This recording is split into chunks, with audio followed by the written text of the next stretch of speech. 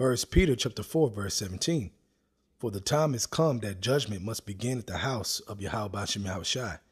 And if it first begin at us, what shall be the end of them that obey not the gospel of Yahweh Shem Yahushai? I want to give all praises to Yahweh, Bahashem, Yahushai, Bahashem, Rakah Quadash, for giving me the spirit to do this lesson. I started with the scripture because it's time for examination. You should be in the spirit of examination. You know, the Passover is coming soon in the next days, and you should be in a mind state of mourning and really praying, fasting, if you can do so, to really zone in on what you got to do to make it out of here, man. Okay, to receive that mercy, man, so that blood of Yahweh can cover you. Now I'm going to read it again. First Peter chapter 4, verse 17. For the time has come that judgment must begin at the house of Yahweh Shem Yahushai. And that's scary, man. Judgments are sent out every day. Every day around the world, you have judgments, different judgments that are sent out, man. And you have no clue if it could be you. Tomorrow is not promised to you or me or anybody. So every day, day in and day out, we got to be in a mind frame of mercy and begging for mercy and begging for mercy, man. Supplications to Yahweh Shem Yahushai, man. A contrite spirit, man. Because at the end of the day, man, we still ain't right. We got to get right. So Yahweh's blood is very, very important, man. But you got to do what you got to do to be covered by that blood. Okay. So it says, and if it first begin at us, what shall the end be of them that obey not the gospel of Yahweh Shem Yahushai? Right, man. What shall the end be? Okay. Because at the end of the day, man, we get chastised and certain judgments on us so that we don't get the ultimate judgment with the world, which I'm going to get in a second.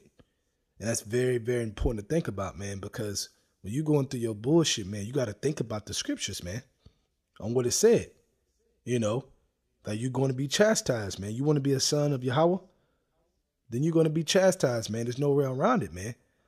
Okay, and a lot of guys that were once in the truth start not to obey the gospel and go back into the world because they could not endure chastisement, man.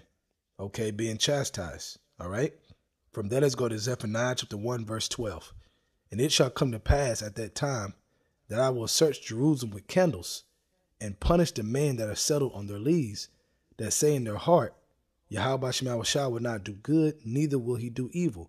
Right, man. A lot of guys who fell out think that way. Okay, they were once part of the house, that were once teaching, once believing. Okay, and guys who claim to be teaching, but are really full of shit, you're going to be searched out too. You can't get around it, man. Okay, you're going to be searched out, man. You don't know if that's going to be your end, man. You don't know if the Lord going to say, you know what, just put him to death, in a crazy way. He can do it any way he want to, man. That's scary when you think about it, man, because you have to examine yourself, man, day in and day out, man. This is a war. You got to examine your position. You have faith. You can say all that stuff, but hey, at the end of the day, you got to show it. You got to walk it, man, as the children of the light, man. So right now, you got to be in the spirit of, man, you're going to be searched out. From that, let's go to 1 Corinthians chapter 11, starting at verse 29.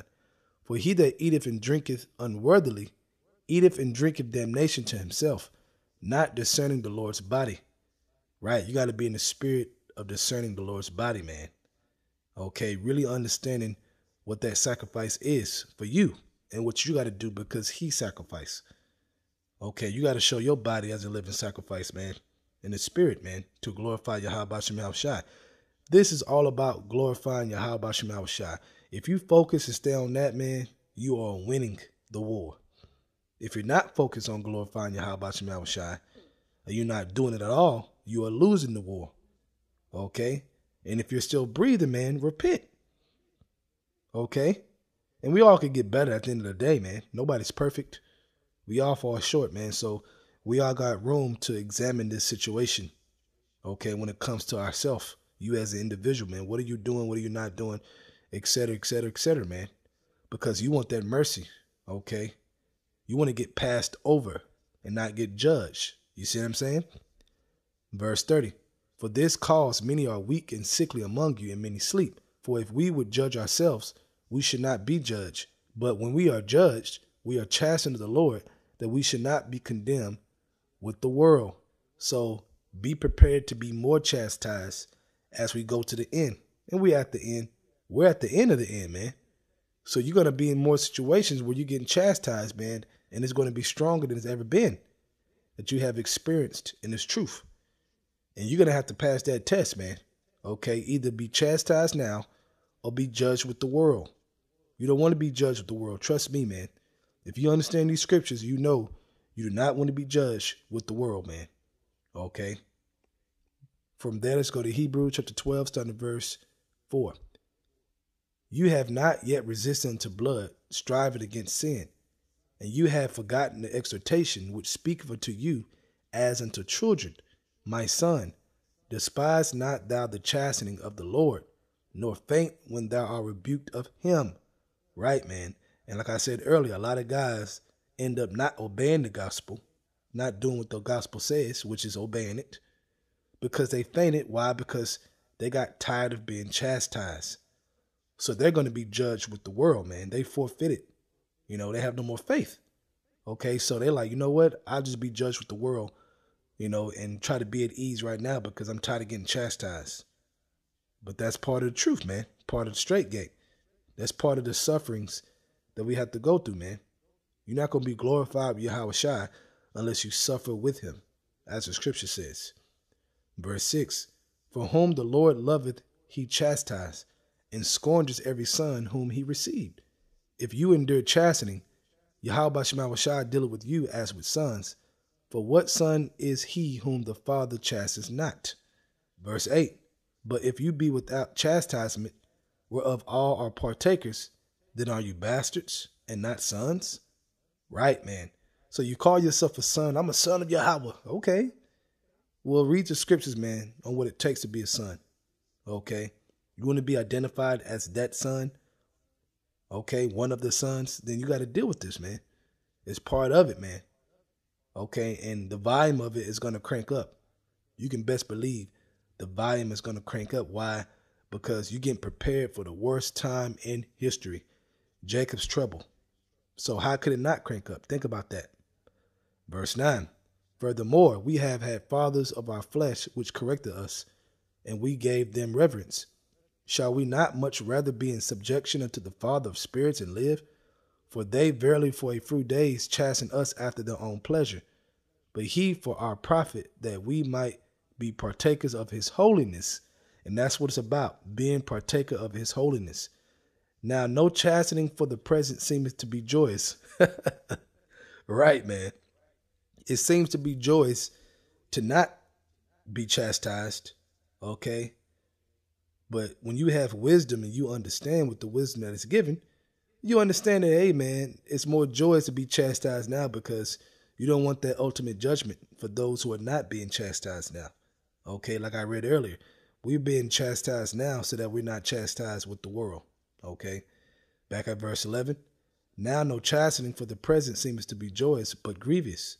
Nevertheless, afterward it yieldeth the peaceable fruit of righteousness unto them which are exercised thereby.